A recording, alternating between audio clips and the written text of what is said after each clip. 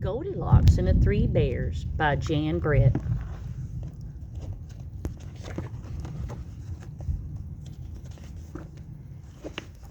Once upon a time, there were three bears who lived together in a house of their own in a wood.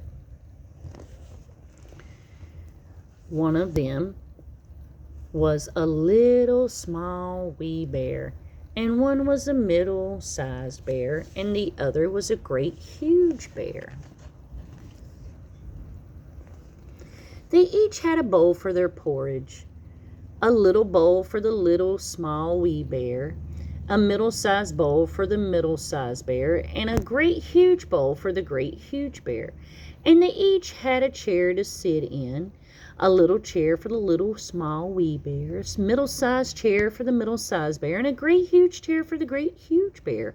And they each had a bed to sleep in, a little bed for the little small wee bear, a middle-sized bed for the middle-sized bear, and a great huge bed for the great huge bear.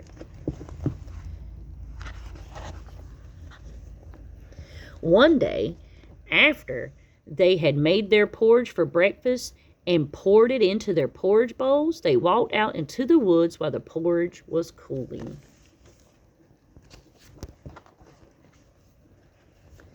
And while they were walking, a little girl named Goldilocks came to their house. First, she looked in at the window. Then she peeped in at the keyhole. Seeing no one was at home, she lifted the latch. The door opened before her, and in she went. How pleased Goldilocks was when she saw the steaming porridge on the table. The sweet smell of the porridge with roasted nuts, honey, and berries filled the room. It was so tempting that Goldilocks set about helping herself. First, she tasted the porridge of the great huge bear, but it was too hot. Then she tasted the porridge of the middle-sized bear, but it was too cold. Then she tried the porridge of the little small wee bear, and it was neither too hot nor too cold. It was just right. She liked it so much that she ate it all up. Then Goldilocks sat down in the chair of the great huge bear, but it was too hard for her. Then she sat down in the chair of the middle-sized bear, but it was too soft for her. And then she sat down in the chair of the little small wee bear, and this chair was neither too hard nor too soft, but just right. So Goldilocks seated herself in it, and there she sat until the bottom of the chair gave way, and down she came, plump upon the floor. Then Goldilocks went upstairs to the bedroom in which the three bears slept. First she lay down upon the bed of the great huge bear, but that was too high at the head for her. Next she lay down upon the bed of the middle-sized bear, but that was too high at the foot for her. Then she lay down upon the bed of the little small wee bear, and that was neither too high at the head nor her feet, but just right. So she covered herself up comfortably and fell fast asleep. By the time the three bears thought their porridge would be cool enough to eat, so they returned home for breakfast. Now Goldilocks had left the spoon of the great huge bear standing in his porridge. "Somebody's been in my porridge," said the great huge bear in his great rough, gruff voice. And when the middle-sized bear looked at her, she saw that the spoon was standing in it too. "Somebody has been in my porridge," said the middle-sized bear in her middle voice. Then the little small wee bear looked at his bowl, and the spoon was in the porridge bowl, but the porridge was all gone. "Somebody has been at my porridge and has eaten it all up," said the little small wee bear in his little small wee voice.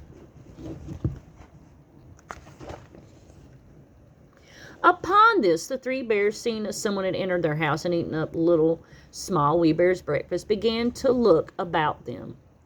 Now Goldilocks had not put the hard cushion straight when she rose from the chair of the great huge bear. "Somebody's been sitting in my chair," said the great huge bear in his great rough, gruff voice, and Goldilocks had crumpled the soft cushion on the middle-sized bear. "Somebody has been sitting in my chair," said the middle-sized bear in her middle voice.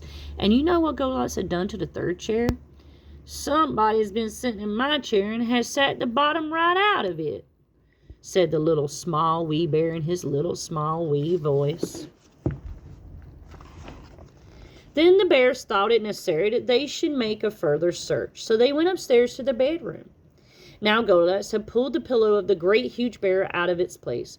"Somebody's been lying in my bed," said the great huge bear in his great rough, gruff voice. And Goldilocks had pulled the cover of the middle-sized bear out of its place.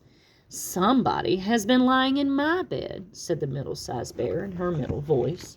And then the little small wee bear came to look at his bed. There was Goldilocks, sleeping peacefully in her long shiny braids spread across his pillow. Little small wee bear just stared at her for a moment and didn't say anything. But then he cried, "Somebody's been lying in my bed, and here she is." Goldilocks had heard in her sleep the great rough, gruff voice of the great huge bear and the middle voice of the middle-sized bear, but it was only as if she had heard someone squeak in a dream. But when she heard the little small wee voice of the little small wee bear, it was so sharp and so shrill and so like her own that it awakened her at once. Up she started, and when she saw the three bears on one side of the bed, she tumbled herself off the other and ran to the window. Out Goldilocks jumped and ran away as fast as she could run, not looking behind her until she was very far away. And what happened to Goldilocks afterwards, no one can tell. But the three bears never saw anything more of her. Thanks for listening. If you like what you heard, please click like and subscribe.